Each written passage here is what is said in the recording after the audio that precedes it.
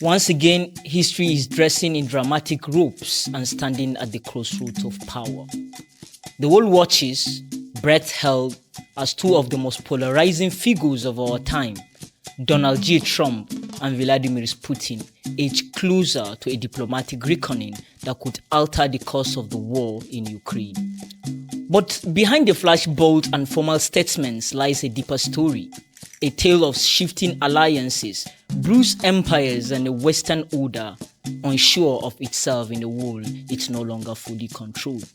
Trump, who speaks in unfiltered syllables, has steered the honest nest once more. His words, Kyiv would have fallen in 5 hours if Putin tanks hadn't gotten stuck in the mud, have not only rattled NATO's boardrooms but exposed the fault lines in a system that has long masked arrogance as strategy. Europeans tremble, Washington watches, Africa wonders. And somewhere in the cold corridors of geopolitics, the question echoes, is this the end of an era or the birth of a new one? I am Ibrahim Umarwasi. This is Connecting the Dots.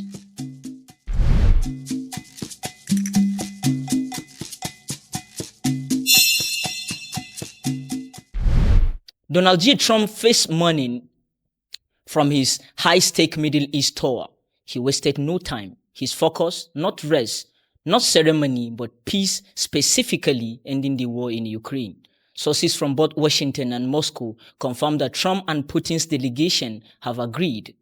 The time for talk is now, not back channels whispers or cautious diplomacy, but an official phone call between two of the most powerful and polarizing figures of our time. Today at exactly 1400 GMT, two of the most formidable and controversial leaders of the 21st century, President Vladimir Putin of Russia and the US President Donald J. Trump, will engage in a phone conversation that may alter the architecture of global power for years to come. In a bold post on his social media handle, President Donald J. Trump announced an urgent diplomatic push to halt the ongoing bloodshed in Ukraine. I will be speaking by telephone to President Putin of Russia at 10 a.m. GMT. The subject of the call will be stopping the bloodbath that is killing an average more than 5,000 Russian and Ukrainian soldiers a week and threats. Trump didn't stop there. He added that he will also speak with Ukrainian President Zelensky and various NATO members, signaling a broad and potential game-changing round of talk. I will then be speaking to President Zelensky, various members of the NATO. Hopefully, it will be a productive day. A ceasefire will take place, and this very violent war, a war that should have never happened, will end. God bless us all. The Kremlin, through its spokesman, Dmitry Peskov, has officially confirmed the timing. But what remains cloaked in strategic mystery is what will be said and what will be left unsaid. However, respect is not a one-way street. Putin wants Trump against pressure politics. In a moment laced with firm resolve, President Vladimir Putin has drawn a red line. Speaking in an interview with Pavel Zarubin, the Russian leader, sent a sharp message to Donald J. Trump, stop dictating terms. Putin made it clear that Moscow will not be coerced into accepting a US-crafted peace plan that ignores Russian security interests. While reaffirming Russia's commitment to peace, he underlined a crucial condition: peace must come with dignity, not submission. We began something 3 years ago, and we will see it through, Putin said in a tone that felt more like a prophecy than a political statement. He acknowledged America's right to pursue its national interests, but made it unmistakably clear: reciprocity is not optional. It is the foundation of respect between great powers. This isn't just geopolitical theater. It is a warning and a test of wills. And as the world watches, it is evidence the age of silence compliance is over. We are witnessing a new diplomacy, one built not on obedience, but on balance. In a statement, the U.S. Secretary of State, Marco Rubio, has confirmed that Donald J. Trump is pushing for a direct face-to-face meeting with Vladimir Putin. Ultimately, one of the things that could help break this logjam, perhaps the only thing that can, is a direct conversation between President Trump and Vladimir Putin.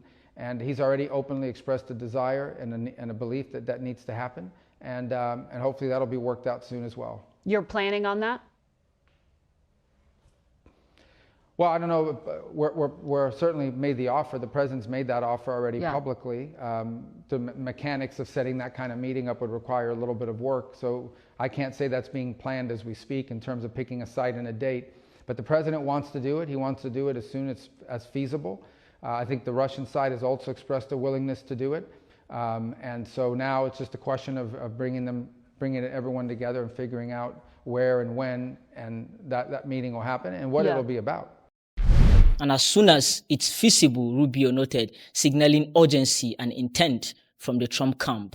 On the other side of the table, Putin isn't just open, he is ready. The only thing left, Rubio emphasized, is the choreography, just a matter of setting up a place and dead.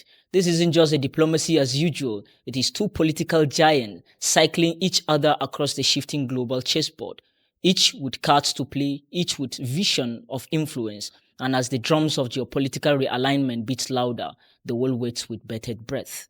European leaders, especially those clinging tightly to NATO's tradition, have grown increasingly wary. They see the US president not just as a maverick, but as a wildcard who could withdraw alliances and redefine loyalties. Let me ask you about the war in Ukraine. There were talks in Turkey this week between Russia and Ukraine, but none of the principals were there. President Zelensky wasn't there. President Putin wasn't there. President Trump wasn't there. President Trump said the only way to get a deal is for him to meet with Putin face to face. Knowing what you know about Vladimir Putin, Mr. Vice President, do you think he will ever be serious about making a deal? It's been roughly 3 years since Russia launched its unprovoked, brutal invasion into Ukraine. Hundreds of thousands of lives have been lost. At the outset of the war, I actually traveled with my wife across the border to a refugee center. Saw hundreds and hundreds of women and children of every age fleeing from the Russian invasion. I would return there a year or so back and meet with President Zelensky and hear again about the horrors and depredations of the Russian military. Look, I've met Vladimir Putin. My judgment is Vladimir Putin only understands strength. And, President Zelensky has agreed to a ceasefire, a 30-day ceasefire that our European allies called for. And Vladimir Putin calls a meeting that he doesn't show up for. So I honestly think the time has come for President Trump to impose harsh sanctions on Russia and also to increase military support for Ukraine. I think those two messages, making it clear, in combination with the President's good recent dialogue with President Zelensky that took place at the Vatican, and in addition to the new mineral deal, which I think sent a deafening message to Moscow that America and Ukraine are here to stay, I think the time is now for sanctions against Russia, and additional sanctions against Russia, Kristen, and also renewed military support for Ukraine. I think that and only that has the potential to bring Vladimir Putin to the table and achieve a just and lasting peace. And Trump, in his charismatic condo, is not trying to ease their fear. In a recent interview, he fired up this bombshell. Kyiv would have fallen in 5 hours if Putin tanks hadn't gotten stuck in the mood. He wants to look good. Don't forget, this was supposed to end in 1 week. And if he didn't get stuck in the mud with his army tanks all over the place, they would have been in Kiev in about 5 hours. And who gave the javelins? Do you remember who gave the javelins? Was it Barack Hussein Obama? No, it was Donald Trump gave the javelins. Do you think that's not just commentary, it is a cannon blast. To his critic, it sounds like justification for aggression. But to his base and to those exhausted by endless war, it read as a brutally honest critique of Western miscalculation. Trump is not playing by the old diplomatic script, he is tearing it up. And while European elites wringed their hands, the world watches with bated breath. Will this friendship with Putin end a war or spark a new world order? This phone call is more than logistic. It is a symbol of the return of personality politics, where the charisma, cunning, and calculation of two men can dictate the direction of nations. But Putin and Trump operate outside the rule books of tradition. They are not consensus builders. They are deal makers, disruptors, and believers in raw strengths. In many ways, their conversations represent a pivot way from globalism and back toward the age of empires, where might makes right and alliance are transactional, not ideological. At 1400 GMT, when the line goes live between the Kremlin and Mar-a-Lago, a story will begin, one not yet written in ink, but in intentions.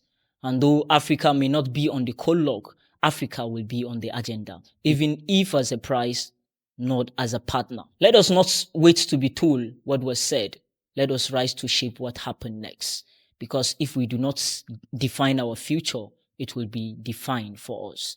And that, my brothers and sisters, is a price we can no longer afford to pay. The stage is set. The actors, Trump and Putin, are no strangers to drama, and the world is their theater. But this is not mere performance. This is the fate of nations, the weight of war, and the whispers of peace, dancing dangerously in the balance. Trump's bids to end the bloodshed in Ukraine may rattle the old order, but it also ignites hope for different paths. One not dictated by endless weapons, shipments, and distant war rooms, but by raw, imperfect dialogue between adversaries. The handshake that once seemed impossible is now within reach. Yet, this is not just about Russia and America. It is about what kind of world we wish to live in. One ruled by endless proxy war, or one where bold diplomacy dare to try the impossible. As Africa watches from the margins, let us not forget, when elephant fights, it is the grass that suffers. But perhaps, if peace take root, it is that same grass that will grow again. History is calling. The question is, will its echo be that of war or of wisdom? So stay awake, stay aware, and most importantly, stay united. This is Connecting the Dot. This is the voice of New Africa. I am your brother, Ibrahim Omar Wasi. Let the dots begin to connect. Until next time.